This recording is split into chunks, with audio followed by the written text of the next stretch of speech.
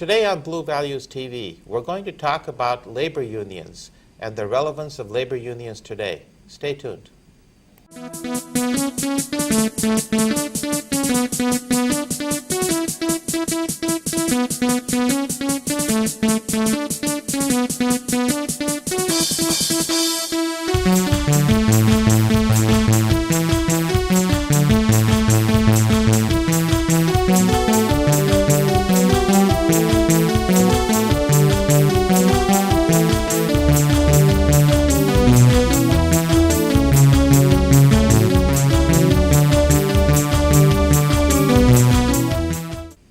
Welcome to Blue Values TV. Blue Values TV is a production of the Blue Values Coalition. Mission of the Blue Values Coalition is to educate, inform, and engage our neighbors in the governance of our communities. Look for us online at bluevaluescoalition.org. Our guest today is Mr. William Reed. Mr. Reed, thank you so much for being on our show today. Thanks for having me. Mr. Reed, you are the Vice President of the United Domestic Workers Union, based here in Roseville, California. You're also on the board for the Sacramento Central Labor Council, and you're on the board for CARA, the California Alliance for Retired Americans. Yes. And you're on the board for the Senior Adult Advisory Council. Older Adult Advisory Commission. I knew I was going to get that slightly wrong. Older Adult Advisory Commission in Placer County. Yes. And that organization does what? We report directly to the Board of Supervisors here in Placer County on issues pertaining to seniors. Excellent. So you've got a lot of involvement, and you've been involved in labor for quite a while, fair to say? Yes, I have. For about 12 years. 12 years. Yes. And very heavily engaged. Now, our goal today, Mr. Reed, is to be able to talk about labor unions, their relevance today, and to respond to some of the things that we hear about labor unions and what they are actually all about. I'm sure there are some misconceptions out there and some truth out there as well. We'd like to be able to hear directly from someone involved in labor on what labor unions are actually all about today. Well, thanks for that opportunity. It's something that I believe is sorely needed. So tell us, first of all, about your own organization. My organization is United Domestic Workers. We're based in San Diego, California. We're involved in 11 of the 58 counties. We're a union that care for people with disabilities, seniors, and the blind. We represent providers who care for them. We have 65,000 workers here in California, and we're affiliated with ASME, which is our international union, which is in Washington, D.C. Okay. So you're a part of ASME as well? Yes, we are. Okay. And so these are the workers that will come into the homes of our viewers, perhaps their parents, older Americans, to provide the health care for people in their own homes. Yes, it provides seniors and people, again, with disabilities to live safely within the community, in their own homes, and live a life with dignity. And the alternative to that often is putting people into a nursing home. Yes. And you've got some statistics on the relative advantage of Yes. It costs, on average, about $800 a month to care for someone in their own home, compared to about $15,000 or more for them to be placed in a nursing home or group home or skilled nursing facility. Wow, almost 20 times as much. Yes, but you can't put a price on the quality of life. Right. On average, an 80-year-old person living in an institution or nursing home lives approximately 1.2 years. That same 80-year-old person living in their own home, surrounded by providers, such as myself, I'm a provider, lives approximately 7.2 years. Six times as long? Yes. Wow. It is a very valuable and needed program. So not only do people who are taken care of by workers in their own home, not only does it cost a whole lot, but they live 6 times longer on average at age 80, and they have a better quality of life. They're surrounded by the things in their house. Sure. Which is a very comfortable environment. I'm sure that we all have relatives who have gone through that alternative kind of discussion of nursing home versus home care. That's very useful information for people to think about. Absolutely. Tell us a little bit about labor unions in general then. What is their relevance today? What is their goal? What is their main purpose and so on? And why do we need them today? Well, in asking that question, you have to look at the history of labor unions to understand the true value of the unions. If we go back 50, 60 years ago, we had children as young as 6 years old working in coal mines. We had people who were working 20 hours a day, forbidden to take a bathroom break. We had people who worked 7 days a week without the luxury of having a time off. That's right. We had people working in unbearable conditions, conditions without proper ventilation, in some cases without heat. Those are all the things that we have fought for in the labor unions, with the labor unions. And this was as little as 100 years ago. Absolutely. And what we have, though, if you understand that, then you understand the relevancy today, because those things are still of value, and we still have to fight for those conditions in the workplace. Okay, but since that time, we've enacted laws that prevent child labor. We've enacted other safeguards for employees. So today, do we still have that same need, and why do we still have those same needs? Well, in a society such as ours, which is a capitalistic society, which I support, it's always emphasis on making a profit. And we have a tendency to make the profit at any cost. And sometimes we make that profit on the back of the labor force and the people who supply that labor. If we look at industries such as the farm industry, where people work for minimum wage, there still is a need to work for a livable wage. And those are things we fight for. We still fight for to make sure that we have ample time off, pensions. We work so that we can have on-the-job security. Those things that exist today that would not exist if we didn't bring them forth to the consciousness of the public, and then have a union to reinforce those, to organize and bring that to the public. Yeah, I see. Is there a difference that you see between unions that hire extremely well-educated professional people versus less educated workforce? Not really. It's not a difference between the unions. It's not a difference between how that union is formed. It is a difference, though, with our strategy and how we go forth and unionize those people. Because, again, the emphasis is placed upon the workplace. And for those things, it remained the same, whether we were fighting for unskilled workers or skilled workers. So in a lot of ways, the primary role of a union is to improve the quality of the workplace that the employee is working in. Is that a fair statement?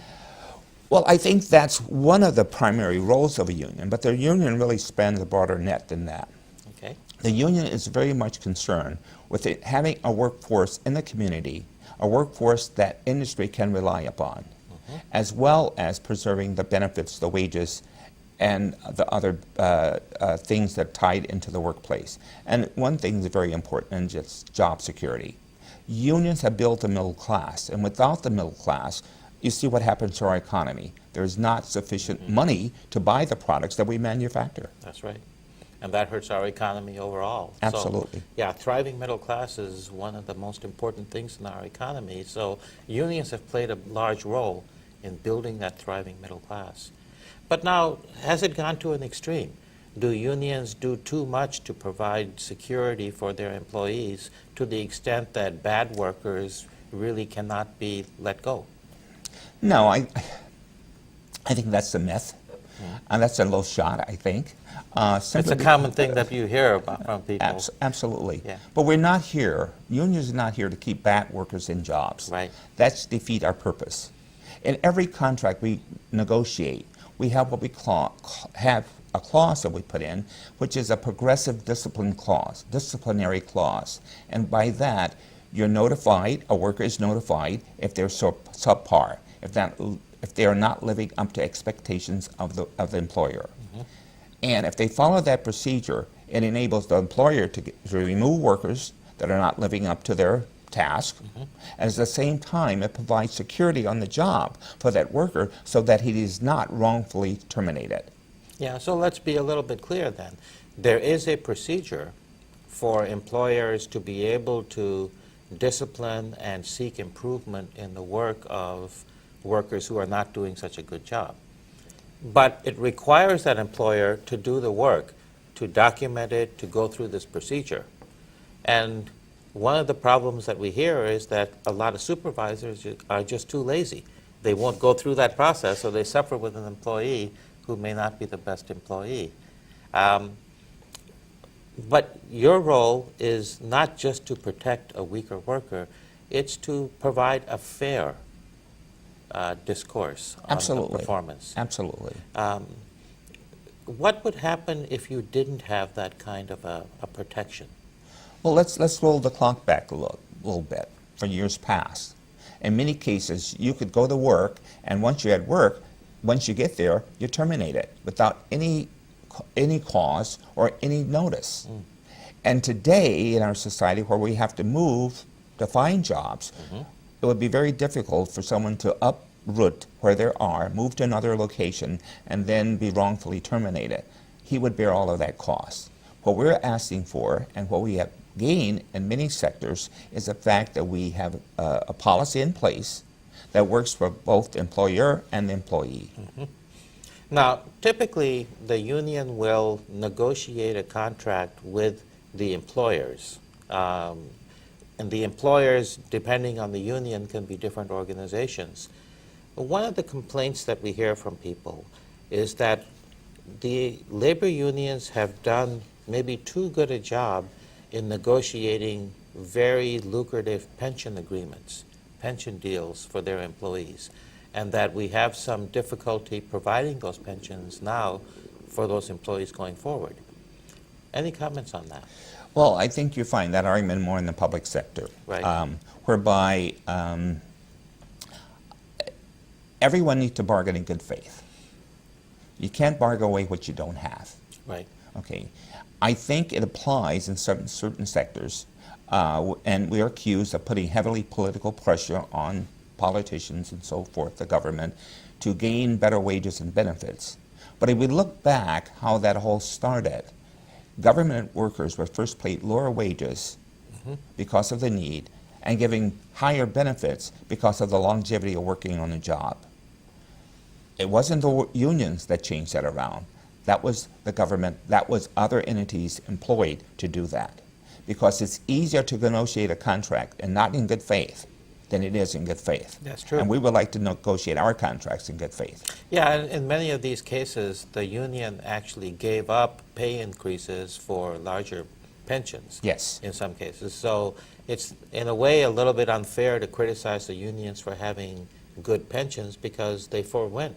They did away with some pay increases that were basically given up in that negotiation process. Yes. Well, every bargaining is kind of give and take. Yeah. Yeah, yeah. You know, and because a contract is negotiated unjustly, it doesn't. You can't point the finger in one direction. It's a joint effort in making that agreement. So it was a way for some employers to defer the consequence of the negotiation to a later date in the form of a pension payment rather than an immediate pay increase. Yes. Kind of a tough dilemma that we've gotten into. What about going forward on that front? Is it a lesson for the employers? Is it something that the unions need to do something about? I think we both have learned a lesson in recent years where that's not sustainable to negotiate some of those contracts. And I think if you look at the contracts we're negotiating now, there's a lot of different focuses are placed upon it. I think we focus now more on job security. We focus now on the job benefits as opposed to retirement plans that are not sustainable and you can't count on. I think that's what has happened in the future. We see that we've negotiated those contracts, but when it comes time to cash it in, the money isn't there. Yeah. So I know the union, ourselves, we're looking at a way to protect ourselves and protect employees. Because the employees are the ones who suffer the most when they have a contract that is not sustainable and you cannot cash it in when the time you need it. Yeah. And I think this is very true in areas around Sacramento, especially when you look at Stockton. Yeah, Stockton has gone Yes. through bankruptcy basically and Yes. are trying to dispose of their pension fund and trying to essentially get that forgiven and Yes. their obligation forgiven in bankruptcy. I think we both have made some mistakes. Yeah. But I think we have to change it, and we are changing it. And we've learned from those mistakes Yes. going forward. We have a difference in this country. Labor unions in this country are regarded very differently than they are in Europe. In Europe, labor unions are fairly common, and they partner very well with the organizations that they support, the employers, to work together to provide skilled workers. The education system is also involved, and so on. But what can we learn from Europe? Are there practices there that should be applied here in this country as well? I think there are some, but I think we're dealing with apples and oranges. I think here our unions are faced with a different culture, a different diversity in the workforce, as well as the American dream. I think we have to look back at our freedoms and things we have fought hard for here, and the expectations are different. I think the goals and expectations of Americans is far greater than they are in many other countries. And because of our diversity, we do not have the same objectives or expectations as to what is expected from the public sector as well as from our government. Okay. All right. So let's talk a little bit about a very contentious area, and that's the relationship between government and labor. One thing that you hear a criticism about is that labor unions donate money to candidates, to propositions, and so on. Is it fair for a union to spend union dues to support a candidate that may not really be the candidate that members of the union want to support? Is it fair? Well, I think it's fair because of two things. Number one, we cannot use our dues to support national candidates. We can only use our dues to support local candidates. And in the local arena, those issues related to that particular entity, that particular union, then are influenced by the membership dues. And when you say local candidates, up to what level? City, up to the, county, state? Up to the county. Up to the county. For state and federal government campaigns, those dues are voluntary dues. Those are dues that members voluntarily to pay to contribute to that particular race or that particular candidate. Oh, okay. So the contributions of unions to candidates running for state assembly, state senate, U.S. Congress, and so on are coming from voluntary contributions of individuals. Yes. And unconnected to the dues that members pay to the union. Absolutely. That's kind of an important distinction. Yes. One that everyone needs to be aware of. What's the process by which candidates get support from a labor union? Well, our process is pretty simple. As you very well know when you ran for an office, we call the candidate, ask them if he would like to come before us, and before our membership body. And in that process, we're interviewed, we vet him, and we ask them all kinds of questions related to our issues and how he stands on union issues. Once we finish that process, then we take it to the full membership. And at that particular meeting, the membership have an opportunity to vote yea or nay on endorsing that candidate. Once we endorse the candidate, then we go back and see how much financially we can make, what a financial contribution we can make to him. But most importantly, most of the union, one thing we can do is put feet on the ground. Right. We have the personnel and the volunteers and the members who can go out and help that particular candidate in the field. And that's what we do best. We are really grassroots when it comes to supporting candidates. And those feet on the ground is really on a volunteer basis. Yes, they are. This is outside of the job that that employee is doing. These are activities that employees of the unions voluntarily partake in because it's something they believe in. Absolutely. And that's why we get the membership endorsement, because they are the ones who volunteer to support that candidate. The union itself, we provide the administratorship of organizing them, but the basic movement of that particular entity or function or candidate is done by the members involved. So the union might provide, for example, literature, paper that the unions can hand out to voters. If that is in the funding we provide, it's in the and funding. in many cases, the candidate themselves provide us with that literature. Oh, okay. Yeah, so it's really the feet on the ground and the activism part that's Absolutely. done, and on a voluntary basis. Yes.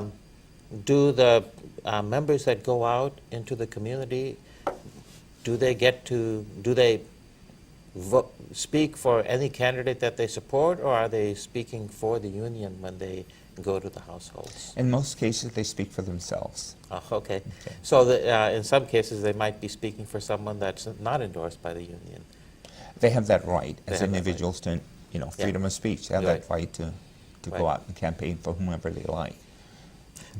Do you think that anything needs to be done to control campaign spending? We see a lot of campaign spending on the part of corporations, and in fact, there was a ballot measure 2 years ago to try to limit campaign spending by unions and corporations in different ways, and that was defeated 2 years ago with a lot of opposition from labor. What do you think of campaign spending and money in politics and what we need to do? Well, here's the problem. As you know, with Citizens United, that was an organization that kind of changed the way corporations spend their money in forming the PACs. Now, that didn't directly hurt unions or influence unions, but what it did was it kind of made the table uneven. Corporations can write out a check anytime they like, and they have the resources. Whereby when we write out a check, it is from members making contributions. That is a very difficult thing to raise the kind of money that corporations can produce. So it kind of unbalanced the board, if you will. However, what it did do indirectly, it made it more difficult for unions then to support candidates and to have that mobility that they used to have in financing candidates, because it just tips the scale. We do not have the resources. And by not having the resources, in many cases, we can't compete in all the races that we would like. What's best for the people in the country and for our country? Well, I think it's best for the people it's their election. It's best for individuals to participate, because each individual has a voice, and each individual should not be overrun by a corporation. A corporation can wipe out 100,000 votes because they have the money. Okay? And they highly are influential because they can go on television and they can go on the media to buy that time, whereby we individuals, we can't. So it really takes away the power from the people, in my opinion. One other distinction is that when a union, as you mentioned, when a union donates money to a campaign at the state or federal level, it's a voluntary contribution. The employee knows that they are voluntarily contributing to a fund that's going to go towards a political endorsement. When a corporation makes a contribution or does something for a candidate, the public doesn't necessarily know. They're getting their money from their customers. The customers, consumers like you and I are, when we go shopping and we buy some product, we don't necessarily know that that corporation that's producing that product is donating money to a candidate that we don't want to support. Sure. And so in a way, it's a little bit mystical exactly. And it's a tough thing that I face and a lot of consumers face when they decide on a product to buy, is you have to worry not just about the quality of the product and the cost of the product, but then how is that corporation spending the profits from that product? That is a concern. That's a tough question and stuff, Yes. and that's one that I've been wrestling with myself as well. Yes. Well, identifying the PACs is very difficult, especially for the common man. Yeah, yeah. There is some stuff out there, but you have to really search for it to try to get that information. The Sacramento Labor Council that you're on the board of directors for, I've had the pleasure of visiting their facilities in West Sacramento, and maybe you can comment on this. You've been to maybe corporate boardrooms and stuff. I've been to some corporate boardrooms. Compare a corporate boardroom to what you see at the Sacramento Labor Council. I don't think there's any comparison. We have a more, again, a grassroots atmosphere, Yeah. where we have individuals volunteering, individual making decisions. And we jointly make those decisions based on a number of criteria.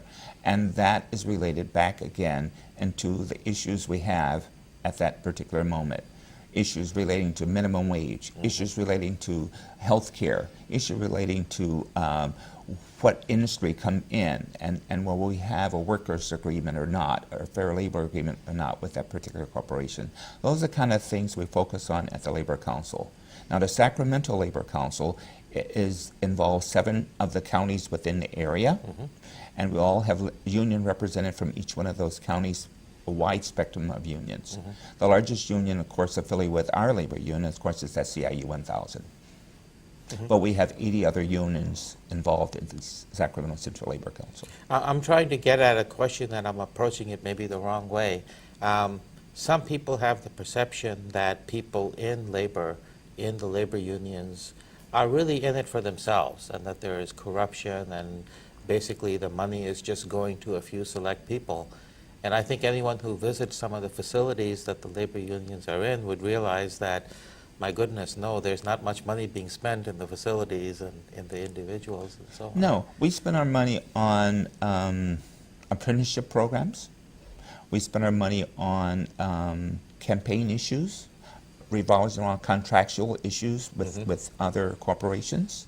We spend our money on educating the public on the needs of labor. We spend our money on educating the public on how to improve and reinforce a labor force in the community that corporations can draw upon when they bring their business to our communities. Yeah, let me do another comparison. For someone that's a top leader in the union, you're on the board of directors for the Sacramento Labor Council. Rough ballpark, what kind of additional compensation would people get on the Sacramento Labor Council? And if I compare that to a board of directors in a corporation, what kind of differences do we see? The Sacramento Labor Council right now, we have law and personnel, but we hire full-time about 6 people. Executive director who runs the whole facility, and then we have what we call a political person, a community services person, and an administrator who handles just the administrative personnel within the office. As far as the board members, we all have volunteers. You don't get paid for No pay. the service? No pay at all. I don't know of any corporations that have no pay for a board of directors. Yes. There may be some, but I'm not aware of that. Yes. That's a remarkable thing that I think viewers need to understand, is that people don't do this for the money because there isn't money in it. No. It's because of a belief. A lot of we have what we call volunteer member organizers, and they make up the bulk of the work within the union. They're the ones who on the streets, going out, recruiting other members to join, making sure that the members are educated on the function of the union and how it works. Do you have any comments for our viewers, any parting comments that you would like to make sure people understand about labor unions Sure. today? I think one thing people have forgotten over the years is the value of labor. Labor is just as much part of America as apple pie and ice cream.